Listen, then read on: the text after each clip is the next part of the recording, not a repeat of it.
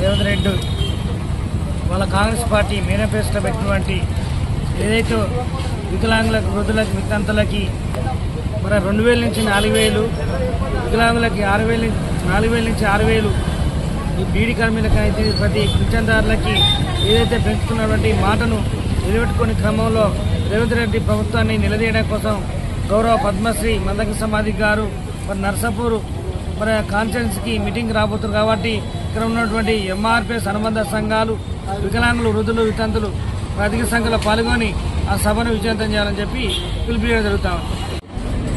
పెన్షన్దారులకు ప్రభుత్వం ఇచ్చిన హామీ ప్రకారం పెన్షన్ పెంచాలని చెప్పి డిమాండ్ చేస్తూ ఈ నెల 14న మెదక్ జిల్లా నర్సాపూర్ నియోజకవర్గ కేంద్రానికి సంగారెడ్డి రోడ్డు పక్కనున్న వెంకటేశ్వర టాకీస్ పక్కన కార్యస్థలంలో ఈ మీటింగ్ను జరుపుకోవడం జరుగుతుంది. ఈ మీటింగ్కు గౌరవ పద్మశ్రీ మందకృష్ణ మాదిగ గారు ముఖ్య అతిథిగా వస్తున్నారు. కాబట్టి ఈ నియోజకవర్గ కేంద్రం నుండి అన్ని మండల గ్రామాల నుండి పింఛన్దారులు అందరూ ప్రతి ఒక్కరు అధిక సంఖ్యలో పాల్గొని ఈ మీటింగ్ను విజయవంతం చేయాల్సిందిగా విజ్ఞప్తి చేస్తున్నాం.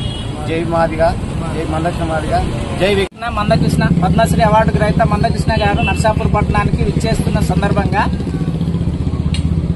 నర్సాపూర్ నియోజకవర్గంలో ఉన్న ప్రతి వికలాంగులు, వృద్ధులు, వితంతువులు, ఒంటరి మహిళలు, బీడీ కార్మికులు అందరూ అధిక సంఖ్యలో పాల్గొని నర్సాపూర్ సింహగర్జన మందకృష్ణ మాదిగ సమావేశాన్ని విజయవంతం చేయవలసిందిగా విజ్ఞప్తి చేస్తా ఉన్నాం.